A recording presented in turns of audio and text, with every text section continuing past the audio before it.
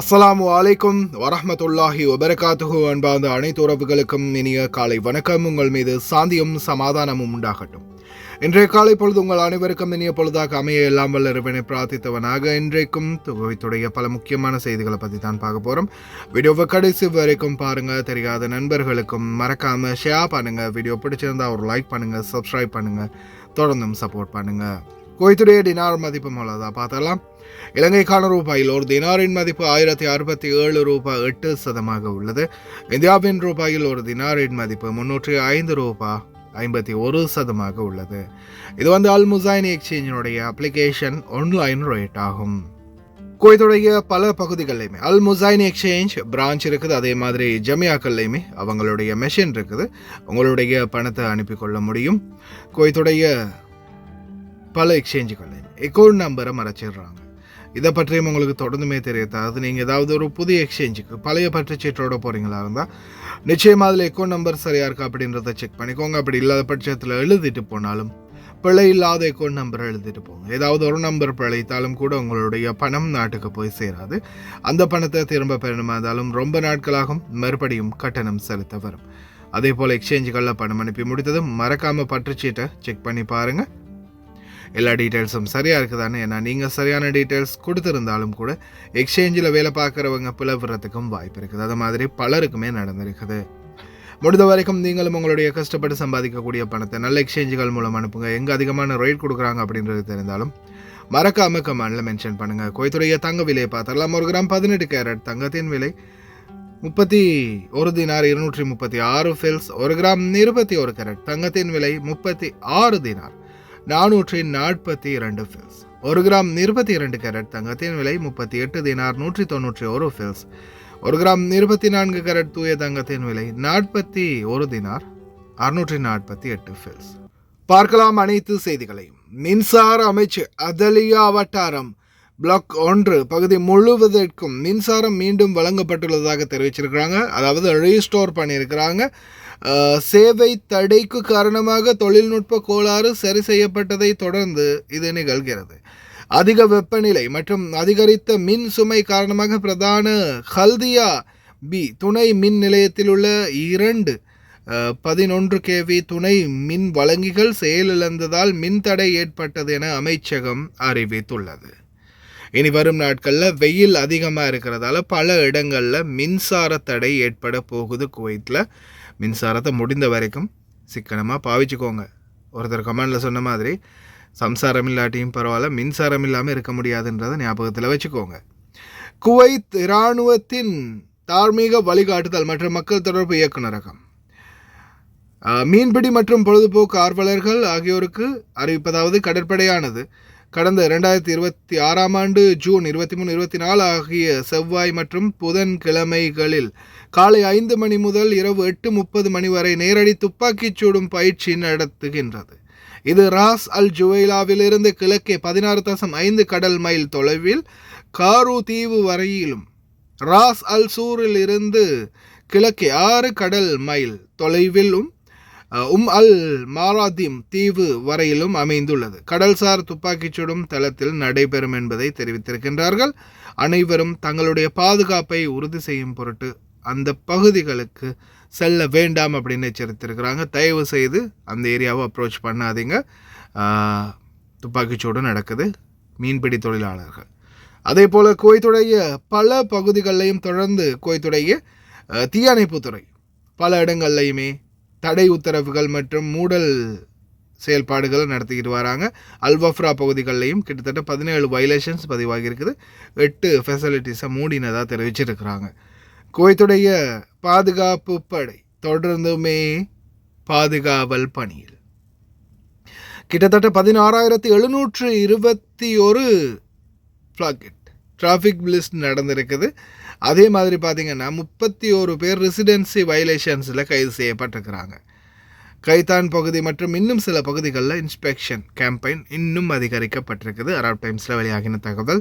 தயவு செய்து ரொம்ப கவனமாக இருங்க. வெளியில் போகிறவங்க முடிந்த வரைக்கும் உங்களுடைய சிவில் ஐடிகளை மறக்காமல் எடுத்துகிட்டு போங்க. அதே போல் டிரைவிங் லைசன்ஸ் இல்லாமல் மட்டும் வண்டி ஓட்டிடாதீங்க. 3 மாதம் ஜெயில், அதோடு சேர்த்து கிட்டத்தட்ட 1000 தினார் வரைக்கும் அபராதம் செலுத்த வேண்டி வரும். குவைத்துடைய உணவு ஊட்டச்சத்து பாதுகாப்பு குழு அதிரடியான நடவடிக்கைகள் ஜஹரா கவர்னரேட்டில் நடத்திருக்கிறாங்க. இதில் பார்த்திங்கன்னா உணவு வயலேஷன்ஸ் 3 இடங்களில் கண்டுபிடிக்கப்பட்டிருக்குது. உணவு சமைக்கிறது, அதே மாதிரி வீடியோவில் பாருங்கள் உங்களுக்கே புரியும். ரொம்ப மோசமான முறையில் உணவுகளை கையாண்டு இருக்கிறாங்க. அனைத்து கடைகள், பக்காலாக்கள், உணவகங்கள், மத்தாம்கள் எல்லாமே அதிரடியாக சீஸ் பண்ணப்படுது. நல்ல விடயம். அதே போல் குவைத்துடைய அப்துல்லா முபாரக் பகுதிகளில், இன்னும் சில பகுதிகளில் பாடசாலைகளில் பார்க்கிங் ஹட், அதாவது அந்த வாகனம் நிறுத்துறதுக்கான அந்த ஹட் இல்லாததால் வெயில் நேரங்களில் ரொம்ப அசௌகரியமாக இருக்கிறதா குவைத்துடைய அமைச்சகத்துக்கு ஒரு நபர் வீடியோ ஒன்று போட்டிருக்காரு. உண்மையிலே நல்ல விடயம். ஏன்னா பாடசாலைகளுக்கு இந்த டிரைவர்களாக இருக்கட்டும், நம்ம போய் நிற்கும்போது அந்த ஒரு ஹட் இல்லாதது அப்படியோ வெட்ட வெயிலில் நிற்க வேண்டியதாக இருக்குது. அதே போல் கிட்டத்தட்ட 29 டிஃபெண்டன்ஸ் பிடிபட்டு இருக்கிறாங்க மக்களே. எல்லாமே போதைப் பொருள் வியாபாரம். தயவு செய்து கவனமாயிருங்க. குவைத்தில் இனி வரும் காலம் போதைப் பொருள் அப்படின்ற ஒன்றுக்கு அப்ரோச் பண்ணவே பண்ணாதீங்க. பிடிபட்டா வாழ்க்கை காலி, மொத்தமாக முடிஞ்சு போயிடும். அதனால் தயவு செய்து போதைப் பொருள் பாவனைகள்லேருந்து முடிந்த வரைக்கும் உங்களை நீங்கள் தவிர்த்துக்கோங்க. அது வரைக்கும் இந்த நாட்டில் பாதுகாப்பாக இருக்கலாம், இல்லையா? மரண தண்டனை, ஆயுள் தண்டனை அப்படின்றத மறந்துடாதீங்க. பாருங்கள், கடைகளில், உணவகங்களில், அடிக்கடி கடைகளில் சாப்பிட்றவங்க என்ன மாதிரியான நிலைமைகளில் இருக்குது. பக்காலாக்கள் பார்க்கும்போதே அருவருப்பாக இருக்குது மக்களே. உணவு சாப்பிட கொடுக்குறவனுங்க, டேய் சுத்தமாக பண்ணுங்கடா மக்களுக்கு சாப்பாடை கொடுக்குறதுங்க. تمكنت الهيئة العامة للغذاء والتغذية بالتنسيق مع الإدارة العامة للباحث ووزارة الداخلية من ضبط عدد 3 منشآت غذائية يتم تداول المواد الغذائية فيها دون الحصول على ترخيص صحي من الهيئة العامة للغذاء والتغذية، وذلك بناء على شكاوي واردة من خلال منصة تواصل. وتنوعت المخالفات من تداول المواد الغذائية بظروف غير صحية، حيث شوهد تداول بعض المواد الغذائية في دورة المياه، وتداول مواد غذائية منتهية الصلاحية، ومواد غذائية مغشوشة، ومواد غذائية لم تحتوي على بطاقة بيانات. كما نناشد الأخوة المواطنين والمقيمين تجنب التعامل مع المنشآت الغذائية الغير مرخصة من الهيئة العامة للغذاء والتغذية والخاضعة إلى رقابتها، ونشكر من قام بالإبلاغ عن هذه المنشآت الغذائية المخالفة، لأن سلامة الغذاء مسؤولية الجميع. استمرارا للجهود الأمنية المكثفة التي يبذلها قطاع الأمن الجنائي في مكافحة آفة المخدرات وملاحقة مروجيها، تمكنت الإدارة العامة لمكافحة المخدرات من ضبط 29 متهما في قضايا متفرقة عثر بحوزتهم على كميات متنوعة من المواد المخدرة والمؤثرات العقلية المعدة للاتجار والتعاطي، بالإضافة إلى أدوات تستخدم في تجهيز وتغليف المواد المخدرة ومبلغ مالي يشتبه بأنه من متحصلات الاتجار. وقد تمت إحالة المتهمين والمضبوطات إلى جهة الاختصاص لاتخاذ الإجراءات القانونية اللازمة بحقهم. وتؤكد وزارة الداخلية مواصلة عملياتها الأمنية المكثفة بكل حزم لملاحقة مروجي السموم وحماية المجتمع من مخاطرها، مشددة على أنها لن تتهاون في تطبيق القانون بحق كل من يثبت تورطه في الاتجار أو الترويج أو التعاطي أو أي نشاط مرتبط بالمواد المخدرة والمؤثرات العقلية.